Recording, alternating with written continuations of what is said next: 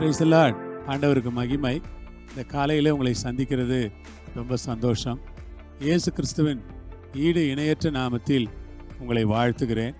இந்த வேளையிலும் கூட அப்போஸ்தலர் 4ஆம் அதிகாரத்தில் 19வது வசனம், தேவனுக்கு செவி கொடுக்கிறதை பார்க்கிலும் உங்களுக்கு செவி கொடுக்கிறது தேவனுக்கு முன்பாக நியாயமாக இருக்குமோ என்று நீங்களே நிதானித்து பாருங்கள். ஆமென். தேவனுக்கு செவி கொடுக்கிறதை பார்க்கிலும், கர்த்தருக்கு ஸ்தோத்திரம், தேவனுக்கு செவி கொடுக்கிறதை பார்க்கிலும் உங்களுக்கு செவி கொடுக்கிறது தேவனுக்கு முன்பாக நியாயமாக இருக்குமோ என்று நீங்களே நிதானித்து பாருங்கள்.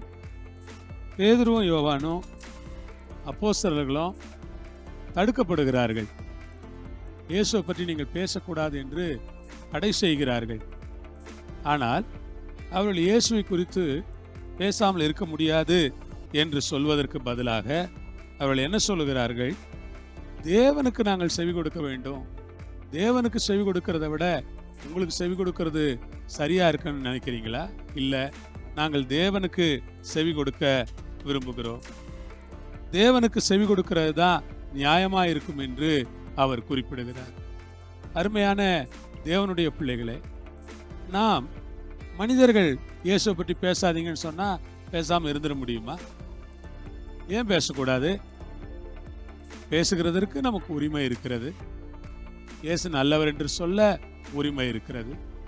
இயேசு வல்லவர் என்று சொல்ல, இயேசு ரட்சிக்கிறார் என்று சொல்ல, இயேசு குணமாக்குகிறார் என்று சொல்ல, இயேசு அற்புதங்கள் செய்கிறார் என்று சொல்ல நமக்கு அவர் ஒரு உரிமையை கொடுத்திருக்கிறார்.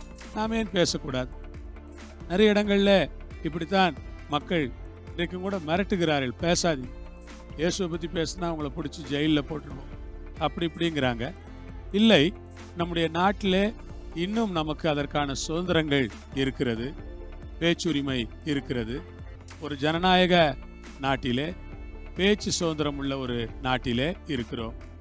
மற்றவர்களுடைய தெய்வங்களை குறைத்து நாம் பேசுவதற்கு உரிமை இல்லை, அது நமக்கு தேவையும் இல்லை.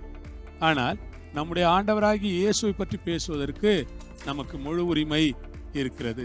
அவரை குறித்து நாம் பேசலாம், அன்பாக எடுத்து சொல்லலாம், நாம் மக்களுக்கு ஆறுதலான வார்த்தைகளை சொல்லலாம், நம்பிக்கை ஊட்டுகிற வசனங்களை சொல்லலாம். பைபிள் சொல்லுகிறது. அதனால்தான் பேதுருவும் யோவானும் அவர்களை பார்த்து சொல்லுகிறார்கள், தேவனுக்கு செவி கொடுக்கிறதை விட உங்களுக்கு செவி கொடுக்கிறது தேவனுக்கு முன்பா நியாயமா இருக்குமா?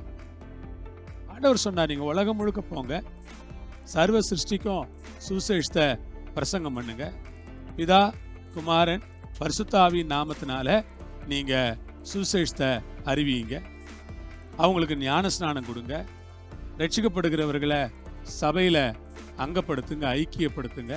இப்படித்தான் ஆண்டவர் நமக்கு சொல்லி கொடுத்திருக்கிறார். இப்படி ஆண்டவர் நமக்கு சொல்லி கொடுத்திருக்கும் போது அதை நாம இல்லைன்னு நிராகரிக்க முடியாது. அன்பானவர்களே, அதை இல்லை என்று நாம் நிராகரிக்க முடியாது. அதுவே ஒரு காரியம் நமக்கு விளங்குகிறது, நாம் தேவனுடைய பிள்ளைகள், தேவனை அறிந்திருக்கிற ஜனங்கள், நாம் தேவனுக்கு கீழ்ப்படிய வேண்டும்.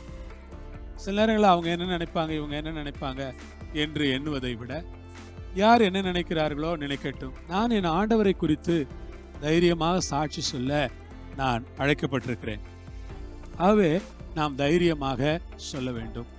உலகத்திலே பல இடங்களிலே ஆண்டவரை குறித்து பேசுவதற்கு இன்றைக்கு அதிகாரம் வழங்கப்படவில்லை. ஆனால் நம்முடைய தேசத்தில் ஆண்டவரை குறித்து பேச, ஆண்டவரை பற்றி சொல்ல நமக்கு அதிகாரம் வழங்கப்பட்டிருக்கிறது.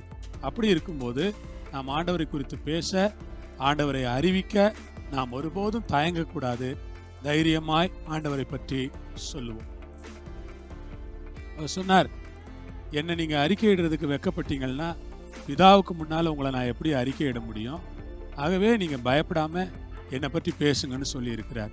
உலகம் முழுவதும் போவோம், ஆண்டவரை குறித்து பேசுவோம், ஆண்டவருடைய சாட்சியை பகிர்ந்து கொள்வோம், ஆண்டவருடைய நாமம் மகிமைப்படுவதாக ஜெபம் பண்ணுவோமா?